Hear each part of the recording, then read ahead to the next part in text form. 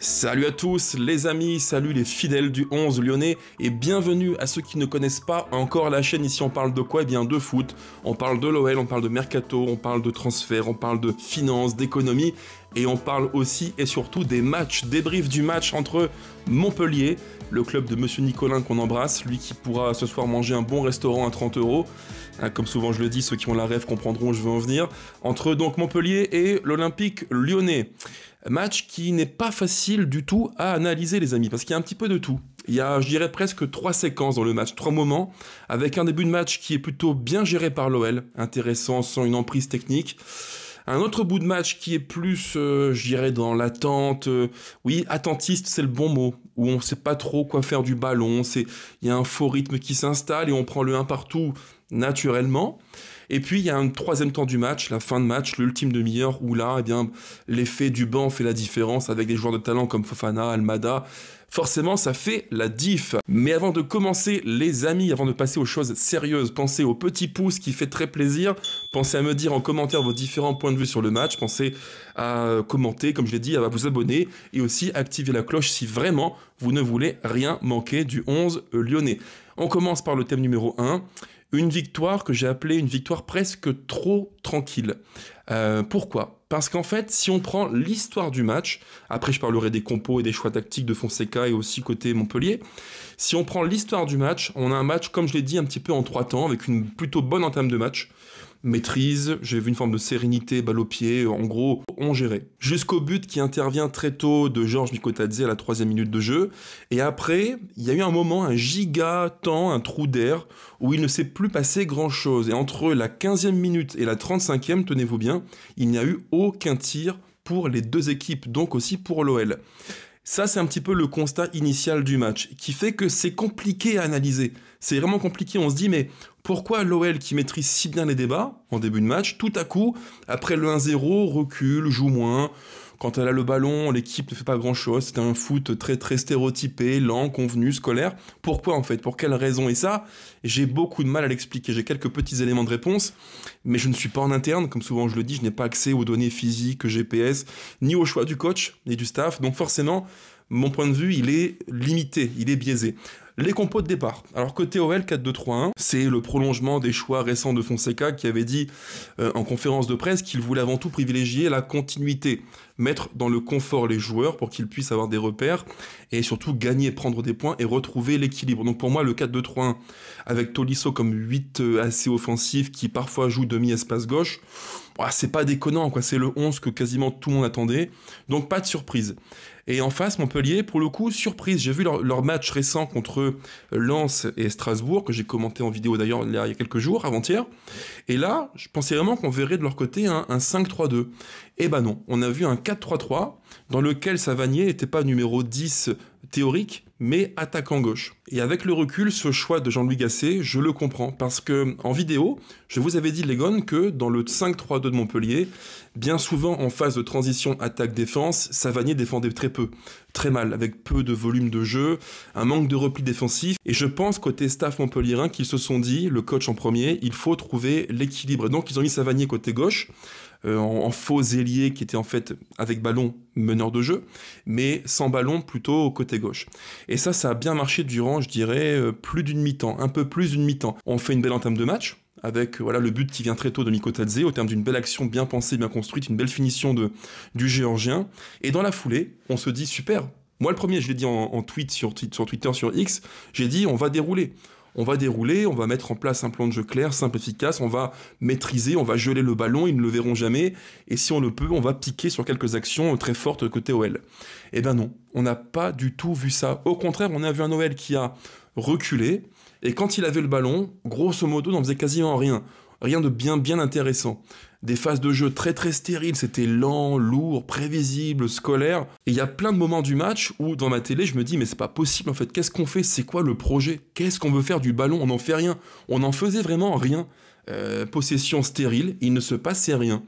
Et forcément d'une part quand tu recules, et quand deuxièmement tu as le ballon et tu n'en fais rien, qu'est-ce qu'il se passe? Eh bien ton bloc recule et tu laisses plus d'espace aux Montpelliérains. Et en face, même s'ils sont relégables et qu'ils prennent peu de points et qu'il y a un contexte qui est difficile avec une saignée au mercato hivernal, malgré tous ces paramètres-là, ça reste une équipe de niveau Ligue 1, avec des joueurs qui, pour certains, comme Savanier, ont de vraies qualités techniques. Autre point qui m'a dérangé, c'est le manque d'intensité. Waouh, durant une mi-temps, en termes de course, de mouvement, de déplacement, d'agressivité, c'est zéro côté OL, c'est vraiment zéro.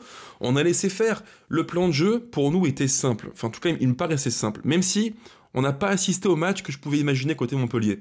Mais j'avais dit en vidéo qu'il fallait le plus possible aspirer Montpellier.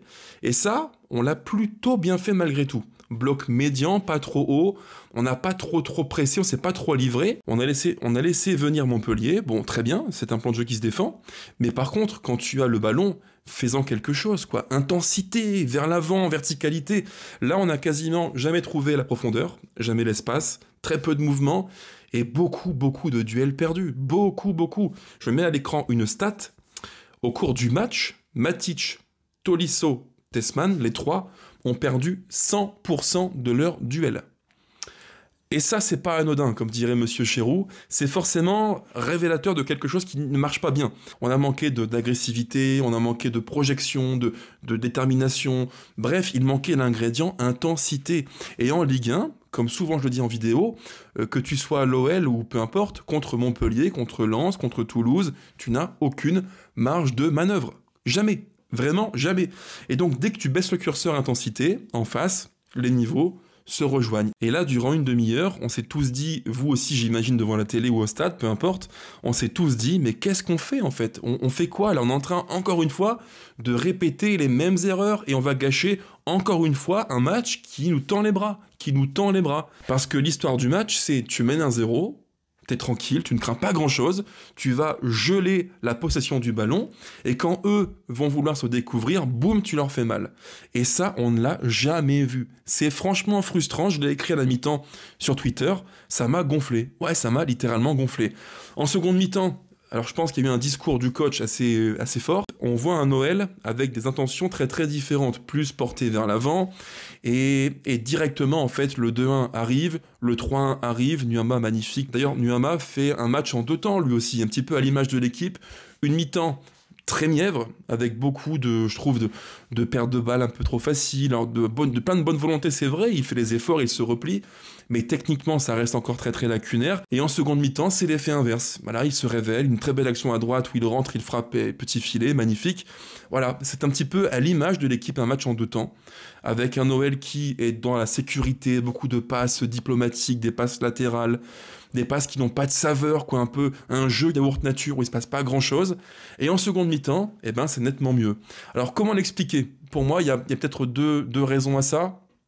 Je pense d'abord pour Montpellier, un facteur physique, parce qu'ils ont beaucoup donné durant une mi-temps, avec de l'agressivité, du pressing, ils sont venus chercher haut l'OL, donc forcément tu le payes tôt ou tard, et je l'avais dit en vidéo aussi, mais quand tu as des profils comme Savanier ou Delors, qui physiquement sont un petit peu justes actuellement je trouve, tu payes l'addition, quoi. Tu fais une mi-temps où ça se tient physiquement, où tu fais quasiment jeu égal avec l'OL, et en seconde mi-temps, c'est quand même beaucoup plus difficile, et quand en plus l'OL fait rentrer l'Armada, parce qu'il faut le dire, l'Armada, Almada, sans mauvais jeu de mots, quand tu as Almada, quand tu as Fofana, quand tu as Lacazette, quand tu as Verretou, quand tu as Abner, etc., ça fait la diff. Ah, bien sûr, ça fait la diff. Moi, quand j'ai vu le coaching à l'heure de jeu, sincèrement, quand tu es Gasset et Montpellier, quand tu es les Montpelliérains sur le terrain, tu as fait 1 heure où tu es physiquement éprouvé, tu prends le 2-1, le 3-1, et bam, qu'est-ce qui tombe dessus ? Almada, Fofana, Lacazette. Ça fait mal, ça fait franchement mal, et ça montre aussi qu'on a un effectif qui est plutôt conséquent et large, même si j'insisterai toujours sur le fait qu'il manque des profils dans cette équipe-là, notamment en partie, j'en parlerai après, dans le cœur du jeu, le milieu de terrain, où là il manque des profils plus dynamiques. Donc voilà, un match qui n'est pas maîtrisé du tout, un match sans maîtrise, mais aussi sans forcer, parce qu'au final, l'OL met 4 buts à Montpellier sans vraiment jouer un foot hyper intense, quoi. Donc c'est à la fois rassurant, mais en même temps on se dit qu'on doit faire plus. Et contre le PSG qui se profile dans quelques jours, il faudra en faire beaucoup plus, mais vraiment beaucoup plus, j'en parlerai là aussi juste après. Deuxième thème de la vidéo, on fait un petit switch, on parle directement des tops et des flops du match.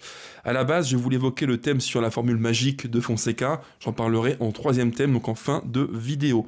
Alors, mon top du match, Il n'y a pas de grande surprise. Je trouve qu'on a fait un match plutôt moyen plus dans l'ensemble. Il y a plein de points qu'il faut largement améliorer, c'est vrai. Dans le cœur du jeu, on manque de mobilité, on manque de course, on manque d'intensité, ça c'est sûr. Mais il y a malgré tout un joueur que j'ai aimé durant ce match, parce qu'il fait un match mieux que d'habitude, c'est Tanner Tessmann, qui fait un match plutôt correct. J'ai vu qu'il avait eu 6 dans l'équipe, moi j'aurais mis un bon 6,5, voire, oui non, ça me paraît bien, 6,5 ça me paraissait correct. Il fait un match intéressant, il est au cœur du jeu. Alors il est un peu lent, c'est vrai, mais il y a eu quelques bonnes projections. Balle au pied, pas inintéressant, quelques bonnes passes bien senties. Bref, je trouve qu'il a fluidifié le jeu de l'OL. Il a été précis, juste. Et même s'il perd tous ses duels au cours du match, moi, il y a un chiffre, une stat qui me paraît intéressante et qui vient contrebalancer ce bilan négatif. Ce sont les ballons qu'il a donnés dans le camp adverse. Et là, il est numéro 2 du match, après Savanier, avec 22 ballons donnés dans le dernier tiers du camp Montpellier. Ce qui prouve bien que, balle au pied, il a su contribuer au jeu, il s'est projeté. Il y a eu beaucoup de phases où on le voit se projeter, notamment à gauche, il prend l'espace, il centre, il frappe. Non, il fait un bon match ça part, c'est vraiment encourageant. Encore une fois, il y a plein de domaines où il faut qu'il progresse, évidemment, il faut qu'il soit plus tonique, plus dynamique, plus mobile dans les courses avec et sans ballon, ça c'est vrai, mais il fait un match pour le coup assez encourageant. Et avec Tessmann, il y a plein de joueurs qui ont fait non pas un match complet de bonne facture, mais parfois une bonne mi-temps sur les deux, ou une belle entrée. C'est le cas de Nuama qui fait une bonne seconde mi-temps, et c'est le cas aussi de Lacazette qui fait une belle entrée vers l'heure de jeu. Maintenant côté flop, alors c'est rare que je le dise, mais Tagliafico fait un match que je trouve très à la peine, à tout niveau, technique, dans l'engagement, retard sur les duels, j'ai trouvé qu'il était emprunté. Mais vraiment emprunté face à un Koulibaly qui lui fait beaucoup de mal physiquement à la course. Voilà, pas un bon match Tagliafico, en dessous de ce qu'il sait faire à l'OL, en dessous de ses standards habituels. Bon, ça arrive, hein, c'est comme ça, il y a des matchs où on est un peu moins bien, mais là, quand ça s'est vraiment vu. J'ai vu un joueur assez en retard, en souffrance physique, technique, donc je dirais Tagliafico, et je pourrais dire aussi, presque à peu de choses près, les 4 de derrière. Tagliafico, Mata, Niakhaté et Koumbedi, alors à des degrés divers évidemment, mais je trouve que leur match n'est pas franchement rassurant sur les quelques temps faibles qu'on a eu durant le match. En gros, si on divise le match en 6 moments de 15 minutes, donc 6 fois 15 minutes, je pense que l'OL en gagne 4 sur les 6. Le premier, le deuxième et le troisième, c'est quasiment kiff-kiff, à peu de choses près. Le premier de seconde mi-temps, on le gagne parce qu'on arrive, on met 2 buts. Il y a un petit trou d'air après et on gagne la fin de match. Donc en gros, je pense qu'on gagne 4 moments de 15 minutes sur les 6 du match. Voilà en gros mes tops et mes flops du match et mon histoire du match, ma lecture du match entre Montpellier et l'Olympique Lyonnais. Et enfin, troisième thème de la vidéo, un sujet plus de fond. Alors je l'ai appelé formule magique, je vais le préciser en vidéo. Pour faire simple, est-ce que Fonseca doit changer la phase de l'équipe, changer la compo de départ? Est-ce qu'il doit, par exemple, installer titulaire Thiago Almada? Vraie question, j'ai un point de vue qui est clair, mais il me faut le vôtre en commentaire sous la vidéo, vous me le direz par message. Je pense que Thiago Almada, il a un profil qui est quasiment indispensable quand tu veux faire passer un cap technique à cette OL-là. Parce que, on l'a vu, on manque parfois de mobilité, on manque de dynamisme. Dans le cœur du jeu, j'ai d'énormes réserves sur le pivot double Matic-Tessmann, qui je trouve a trop de points communs en termes physiques, gestuels, lenteur des mouvements. C'est un peu trop lent, c'est même carrément trop lent. Quand tu mets en plus Tolisso, qui n'est pas le plus dynamique, le plus tonique des joueurs, plus Cherki, voilà, t'as un 11 qui est assez lourd, quoi. Et tu n'as pas non plus des latéraux qui sont extrêmement offensifs, dynamiques. Et ma question est simple, c'est est-ce que Almada, est-ce qu'il peut être cet élément qui va changer l'équipe? Je pense que oui. Il fait 2, même 3 très belles entrées récemment. Et quand il rentre, encore une fois, je trouve qu'il éclaire le jeu. En fait, quand il rentre, Thiago Almada, c'est quelqu'un qui prend le ballon et qui fait des choses simples. Il n'y a pas de fioriture. Tout ce qu'il fait, c'est dans le sens du jeu, dans l'intérêt du jeu. Et vraiment, alors certains me diront, Mika, tu es amoureux du joueur. Oui, je vous ai dit le week-end d'avant que j'avais eu une demi-molle en le voyant jouer. Je maintiens que oui, j'ai eu un début d'érection, c'est vrai. Ce coup-ci, non, je me suis retenu. Mais Certains malveillants me feront encore un petit hors contexte Mika YouTube, c'est sûr et certain, je m'y prépare. Mais bon, c'est pas grave, c'est comme ça. Mais ouais, voilà, je trouve que Almada, il est vraiment éclairant pour le jeu de l'OL. J'aime beaucoup ce joueur. Mais est-ce qu'il faut pour autant changer l'équilibre de l'équipe? En fait, Fonseca, je pense qu'il est face à un dilemme qu'on évoque souvent en vidéo, c'est équilibre ou assumer le déséquilibre. Il est entre les deux. Et il a dit clairement, moi, je prends une équipe, je prends l'OL en cours de chemin et je veux que mes joueurs trouvent le confort dans l'équilibre d'un système qu'ils connaissent bien. Avec en gros 2 pivots doubles, Matic, Tessman, plus un joueur, un 8 plus offensif qui est Tolisso. Bon, ça se discute, mais je pense que si vraiment on veut passer un step en avant, il sera contraint de mettre très vite Almada. Parce qu'en fait, tu manques de mobilité, tu manques de course, tu manques de justesse technique, tu manques de plein d'éléments qui te permettraient de passer un cap. Et quand en fin de match on fait rentrer Almada, Fofana, Lacazette, le match change, il bascule. C'est ce qui me fait croire que la compo actuelle, le schéma 4-2-3-1 qu'on a vu contre Montpellier, contre Reims, n'est pas du tout définitif. Moi, si je prenais un pari, je pense que, alors sans mauvais jeu de mots, contre Paris, on verra le même 4-2-3-1. J'imagine juste contre le PSG un tout petit changement, un coup de poker de Fonseca. Je prédis Nuama à droite, Cherki en 10 et à gauche Fofana. Parce qu'il faudra, face à un PSG qui techniquement va t'oppresser, te martyriser, te mettre sous pression tout le long du match, il faudra des joueurs qui peuvent prendre l'espace, verticalité et sortir proprement les ballons. Et là, contre Montpellier, il y a un point qui me déplaît un petit peu dans cette formule qu'a trouvé Fonseca, qu'il reprend de Pierre Sage, c'est que Cherki, il est très souvent, en tout cas c'était le cas contre Montpellier, cantonné à un rôle de créateur excentré. Et je trouve qu'il sait le faire, il le fait très bien, il est bon, mais il perd un petit peu en influence et je pense qu'il pourrait être plus utile, il pourrait être maximisé dans le cœur du jeu.